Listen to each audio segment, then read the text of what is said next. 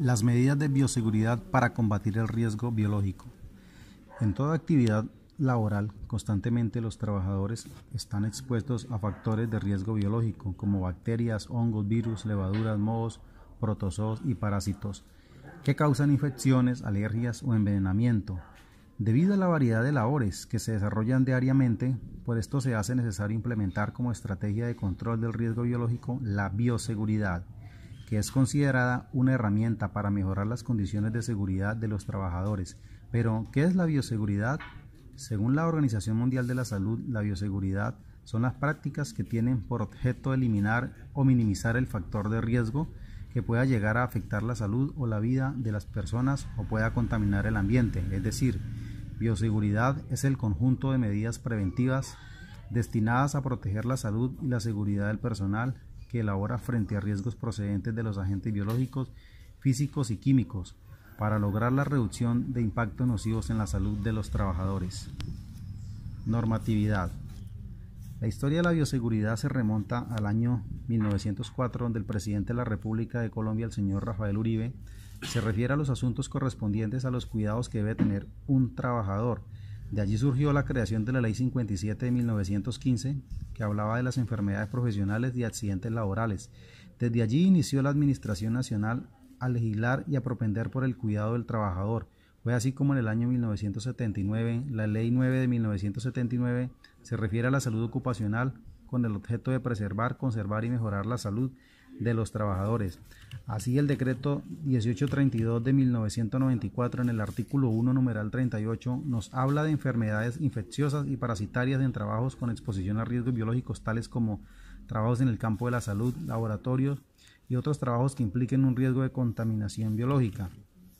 Asimismo, el decreto 351 de 2014 en su artículo 3 nos habla de la bioseguridad, la precaución, la prevención en el manejo de sustancias peligrosas en bancos de sangre, centros de docencia e investigación con organismos vivos o con cadáveres, bioterios y laboratorios de biotecnología, los servicios de tanatopraxia, morgues, necropsias y exhumaciones, plantas de beneficio animal como mataderos, centros de zoonosis y zoológicos, tiendas de mascotas, droguerías veterinarias, establecimientos destinados al trabajo sexual, servicios de estética y cosmetología ornamental, tales como barberías, peluquerías, escuelas de formación en cosmetología, estilistas y manicuristas, salas de belleza, centros en los que se prestan servicios de piercing, pigmentación o tatuajes.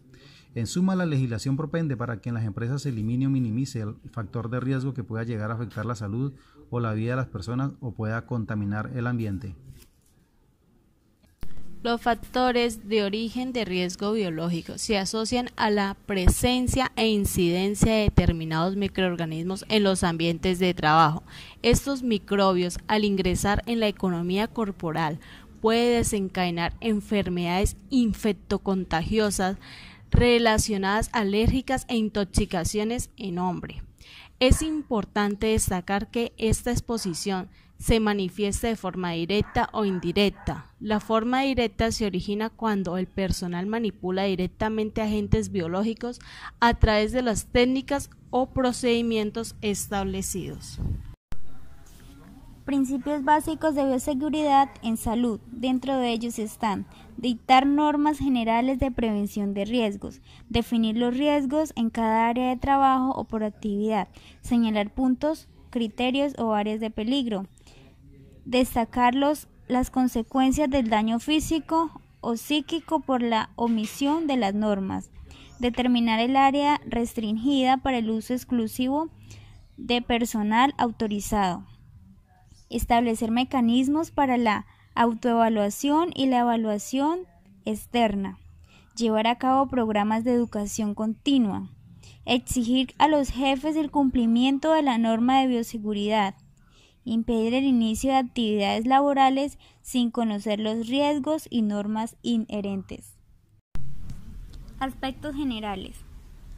Los factores de origen biológico están representados por agentes orgánicos presentes en determinados ambientes laborales que pueden desencadenar enfermedades infectocontagiosas, reacciones alérgicas o intoxicaciones. Para la prevención de estas afecciones, es necesario la identificación de los riesgos, determinando la índole, el grado y la duración de la exposición de los trabajadores. Algunos de sus objetivos se relacionan a continuación. Reducir al mínimo posible el número de trabajadores expuestos a un agente biológico patógeno. Establecer procedimientos de trabajo y medidas técnicas adecuadas de protección, gestión de residuos, manipulación y transporte de los agentes biológicos. Adoptar medidas seguras para la recepción y manipulación del transporte de los agentes biológicos y residuos, incluyendo recipientes seguros de identificables. Además de lo anterior, existen 3 principios de bioseguridad: la universalidad, que son las medidas estandarizadas a nivel mundial, por ejemplo, como no fumar. Uso de barreras. Existen 2 barreras, las barreras físicas y las activas. Dentro de las activas se encuentran las vacunas y en las físicas los elementos de protección personal y las medidas de eliminación de material contaminado.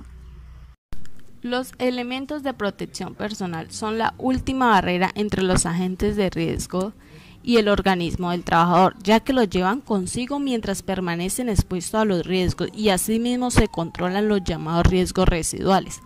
Para los factores de origen biológico tenemos los siguientes elementos de protección personal: traje de protección de un solo uso, Tibet Protect nos ayuda para la protección contra un sinnúmero de productos químicos inorgánicos concentrados y peligros biológicos. El casco provee protección contra casos de impactos y penetración de objetos que caen sobre la cabeza.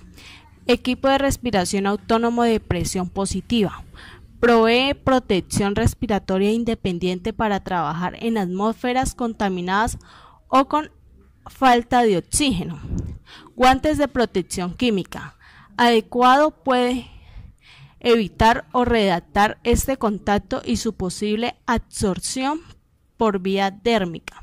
Botas de protección química. El calzado de seguridad debe proteger el pie de los trabajadores contra humedad y sustancias calientes, contra superficies ásperas, contra pisadas sobre objetos filosos y agudos y contra caídas de objetos. Continuando con la recopilación de información que mis compañeros han mencionado anteriormente, quiero presentar un ejemplo de la bioseguridad en el laboratorio clínico. El laboratorio clínico es una herramienta primordial para el área médica.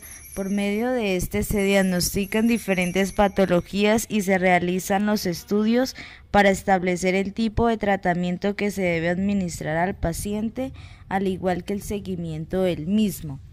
Los laboratorios clínicos constituyen un área en el cual coinciden muchos agentes potencialmente agresivos, tanto para la salud del personal como para las propias instalaciones.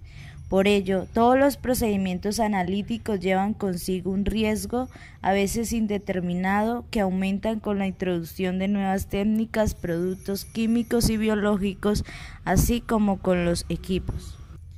Medidas de prevención.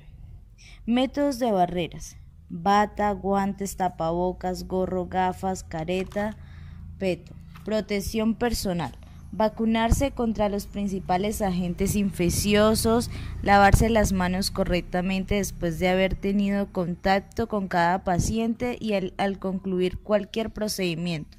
Vigilar que los elementos de trabajo estén en perfectas condiciones físicas. Algún elemento en mal estado podría causar una herida.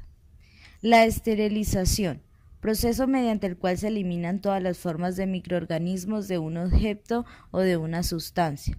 Los métodos de esterilización comprenden todos los procedimientos físicos, mecánicos y preferentemente químicos que emplean en el laboratorio para destruir gérmenes y patógenos.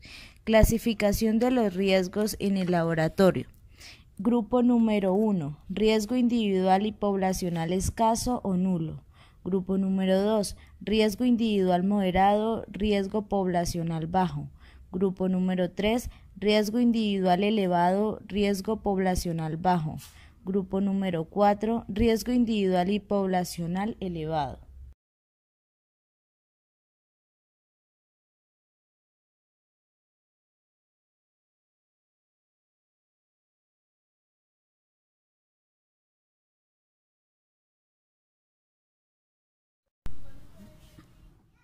A modo de conclusión,